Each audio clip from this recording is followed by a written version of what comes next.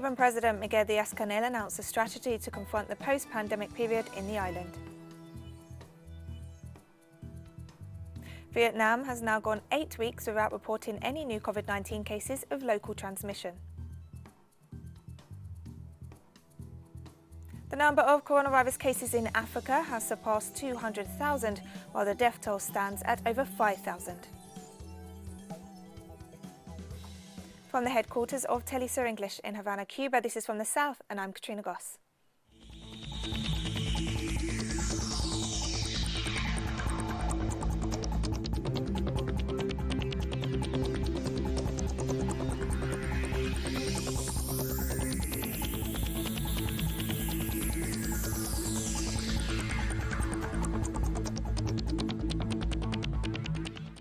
Cuban President Miguel Díaz-Canel announced that the Caribbean country is preparing to enter the first stage of recovery following the coronavirus outbreak.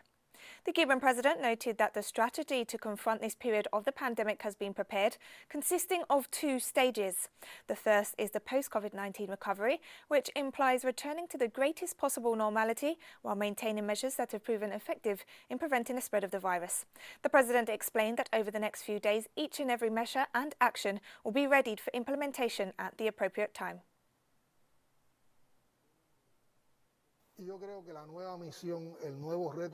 I believe that the new mission, the new challenge that we have, which will also be the final result of what we have achieved, is to avoid that in the new stage this virus becomes endemic.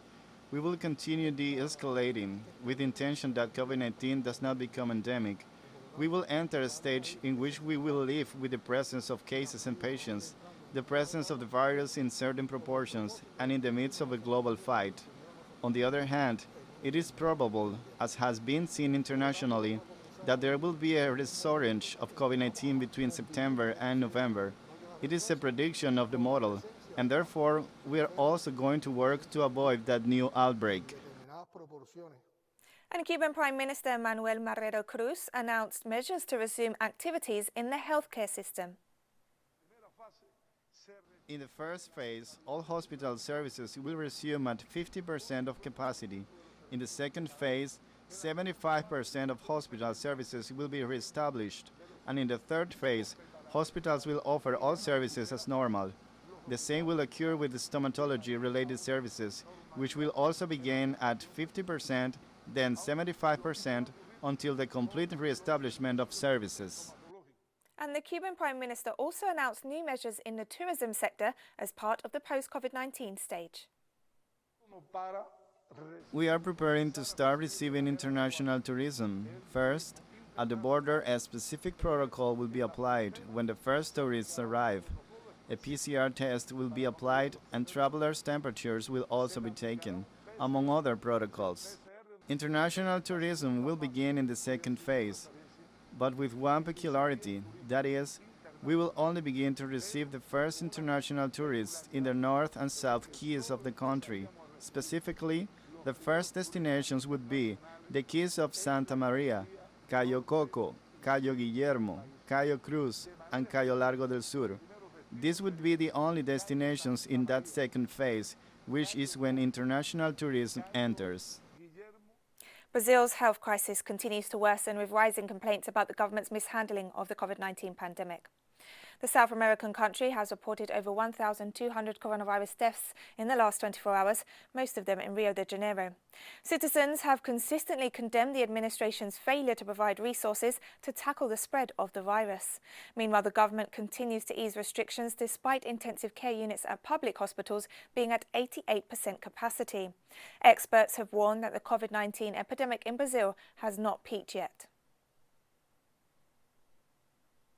And activists from the non-governmental organization Rio de Paz have dug 100 symbolic graves at Copacabana Beach to mark the high number of COVID-19 deaths in the country and to protest against the government's response to the pandemic.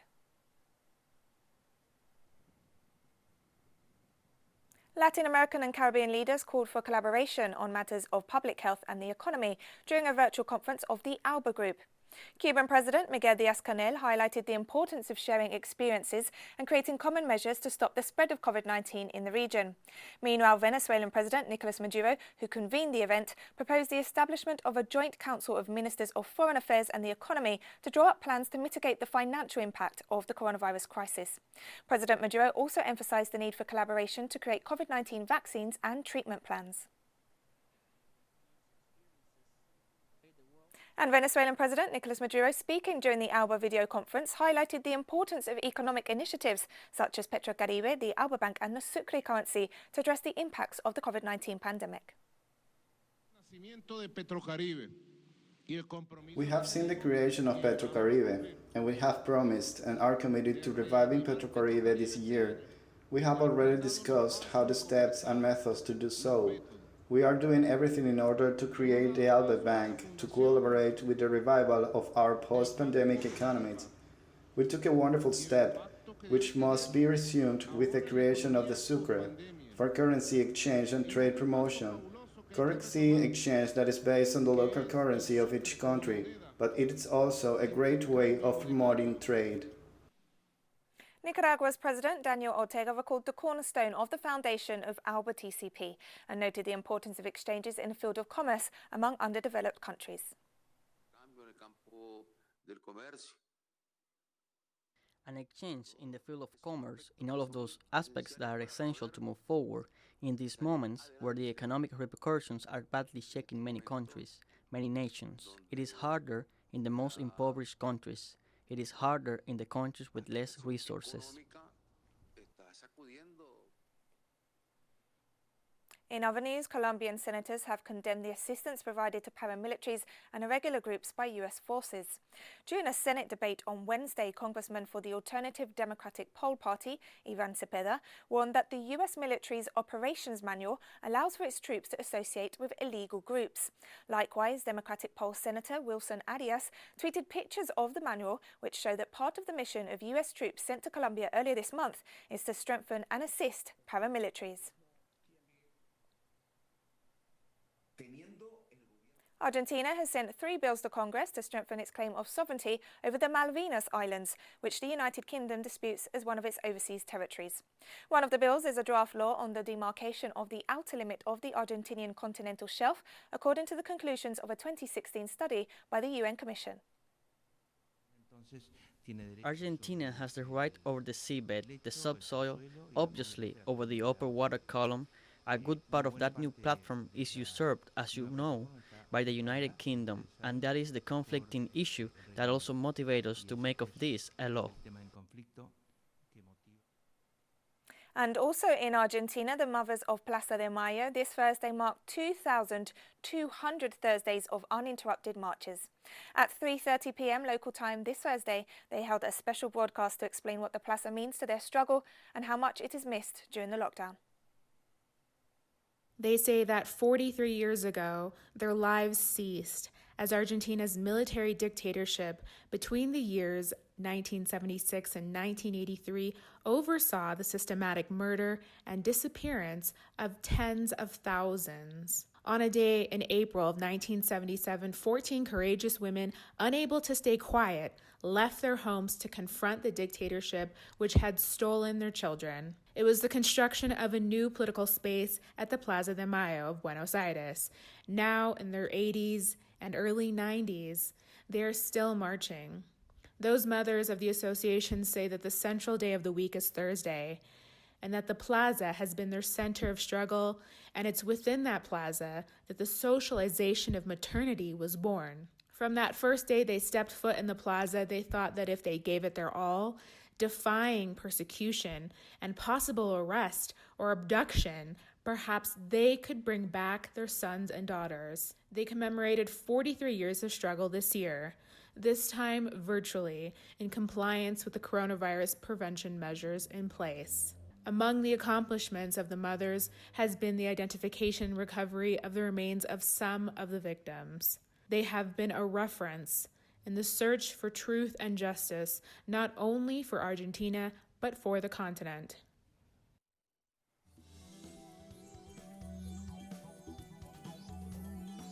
And we have more stories coming up after this very short break, so don't go away.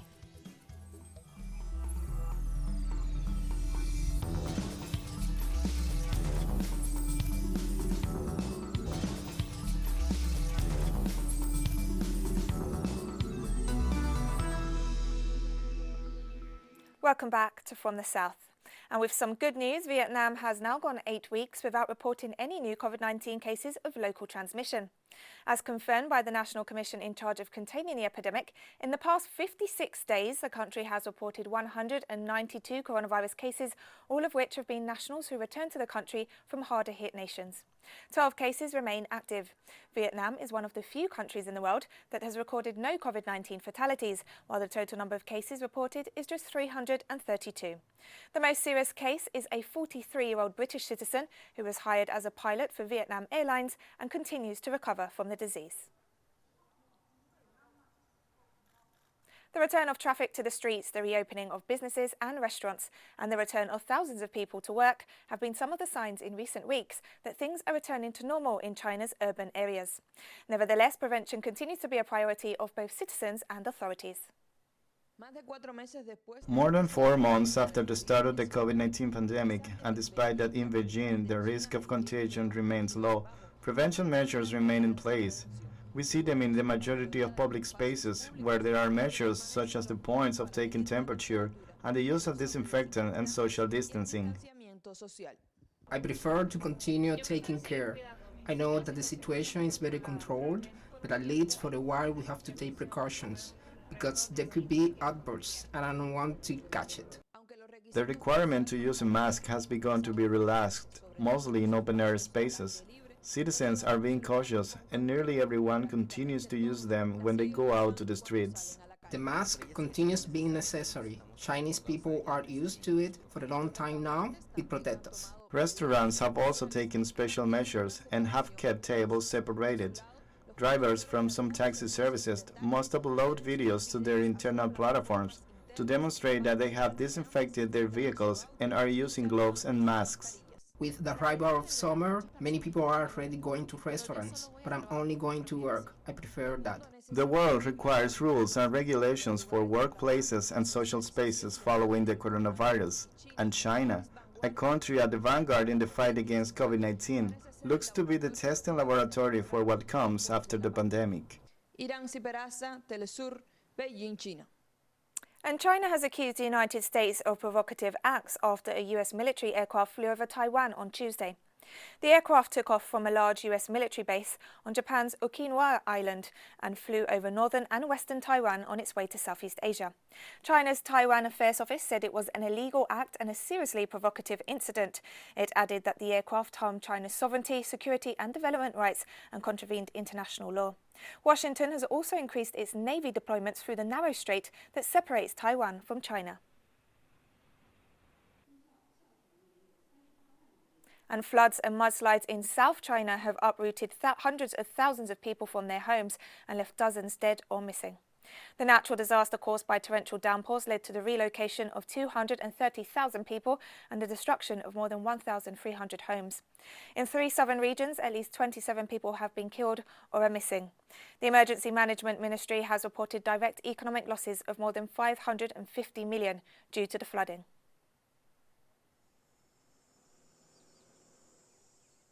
Moving to the United States, where it was reported almost 14,000 new coronavirus cases this Thursday, with the total now surpassing 2 million.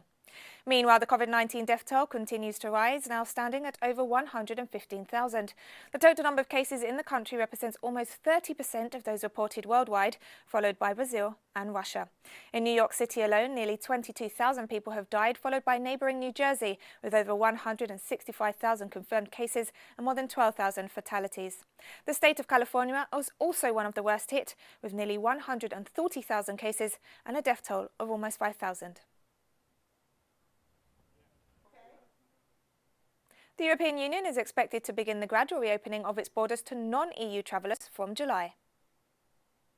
The Commission today has adopted a recommendation where we recommend the 2 main actions that should be taken by Schengen member states and Schengen associated countries. First is on internal borders. We recommend and call on these member states and Schengen associated countries to lift all internal border restrictions that have been in place according to the COVID-19 situation. In France, more than 500,000 jobs have been lost in the first quarter of 2020 due to the coronavirus crisis. According to a report by the National Institute of Statistics and Economic Studies, the job losses are due to the collapse of 40% of the temporary workforce as a result of lockdown measures imposed on March 17th. A similar plunge occurred during the economic crisis in the 2000s, which saw a 13.9% fall in demand for temporary agency employment in the fourth quarter of 2008 and a 13% fall in the first quarter of 2009.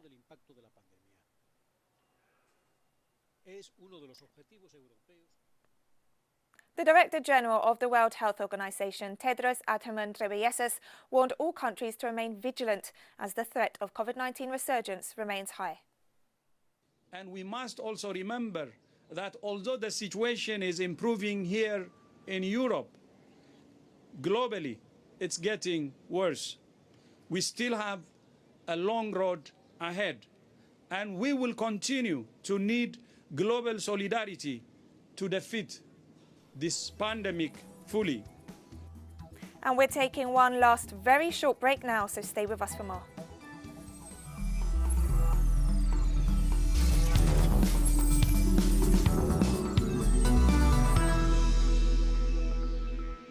Welcome back to From the South. We begin in Africa, where the number of coronavirus cases has surpassed 200,000, with more than 5,000 COVID-19 fatalities recorded across the continent. 10 out of 54 countries are currently driving the rising numbers, accounting for nearly 80% of all the cases. More than 70% of the deaths have occurred in just 5 countries: Algeria, Egypt, Nigeria, South Africa and Sudan. South Africa is the most affected, accounting for 25% of the continent's total cases, with higher numbers of cases and deaths daily. Over 90,000 people across the continent have recovered from the virus so far. Ethiopia's parliament has approved an extra year in office for Prime Minister Abiy Ahmed after August elections were postponed due to the coronavirus pandemic. The upper house voted on a resolution on Wednesday that extends the terms of federal and regional lawmakers, as well as the executive branch of the government, for between 9 and 12 months. The parliament speaker said the elections will only take place after health officials determine that the novel coronavirus is no longer a threat. Important test of Prime Minister Abiy Ahmed's... And people in Malawi will head to the polls on June 23rd, a week earlier than initially ordered by the courts after last year's elections results were overturned. On February 3rd, the Constitutional Court annulled the vote that returned Peter Mutharika to power, citing widespread systematic and grave irregularities. The court went on to rule that fresh presidential elections be held within 150 days. The elections were initially scheduled for July 2nd, but opposition members of parliament passed a resolution setting the polls for June 23rd. In Zimbabwe, senior military officials have denied the possibility of a coup led by former Zimbabwe African National Union Patriotic Front members who are currently in exile. The group was loyal to the late former president Robert Mugabe. However, a statement by the National Security Council, which includes heads of the country's security wings, said the rumours of a coup are part of an agenda by merchants of discord and purveyors of falsehoods to cause alarm. It added that the country boasts a strong electoral culture and has no room for military coups. The National Union of Metal Workers of South Africa and the South African Cabin Crew Association have once again slammed the government's plans to liquidate state-owned airline SA Express. The two labour movements say the move will result in thousands of jobs being lost. They have since urged the government to explore alternatives to save the airline from collapsing. In April, SA Express was placed into provisional liquidation after it completely ran out of funds and was unable to pay its creditors.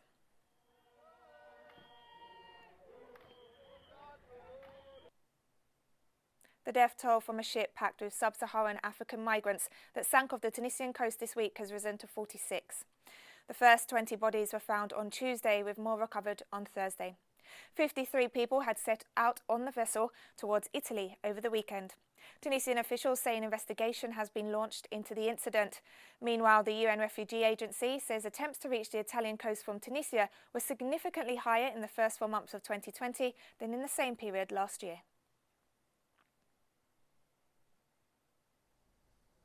The Organisation of Islamic Cooperation has once again denounced the Israeli government's plan to annex Palestinian territory. Following a virtual summit, members of the organisation issued a joint statement in which they rejected Israel's move to annex parts of the occupied West Bank. The group went on to state that Tel Aviv would be responsible for any consequences that may arise, as it warned that member states would take political and legal measures to address the threats posed by Israel. Any attempt to change the character and status of the Israeli-occupied Palestinian territory is void, has no legal consequence, and will therefore be confronted at all levels. This requires the formation of an international front to vigorously challenge the aggressive Israeli plans. We must take all possible political, legal, diplomatic, and economic measures to confront and isolate the Israeli colonial system. And we finish with Iraq and the United States, two countries set to take strategic talks aimed at re-establishing ties after months of tensions. Due to coronavirus travel restrictions, the first high-level talks in more than a decade will be held online. Discussions will centre on the fate of the US-led military coalition, as well as economic and cultural ties. Tensions skyrocketed in January following a US strike on Baghdad that killed Iranian General Qasem Soleimani and Iraqi commander Abu Mahdi al-Mohandes. This prompted Iraqi lawmakers to vote in favour of ousting all foreign troops, while Washington threatened crippling sanctions.